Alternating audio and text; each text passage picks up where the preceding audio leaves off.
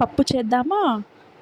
ఇప్పుడు మనం కందిపప్పుని నీట్గా కడుక్కొని అందులో టమోటాలు ఇంకా వంకాయని చిన్నగా తరుక్కొని వేసుకోవాలి. అందులోనే కొంచెం మెంతాకుని వేసుకోవాలి. ఇప్పుడు మనం ఒక 10 పచ్చిమిర్చి ముక్కలను వేసుకుందాం.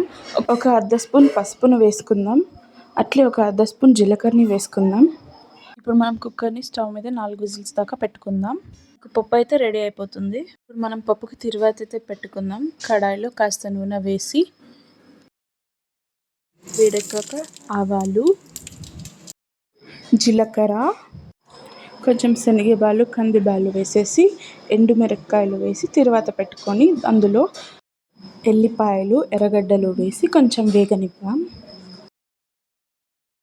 మనం పెట్టుకున్న తిరువాతని పప్పులోకి వేసుకోవాలి. ఇప్పుడు మనం చేసుకున్న పప్పుని వేడి వేడి అన్నంలో వేసుకొని తింటే ఎంతో బాగుంటుంది.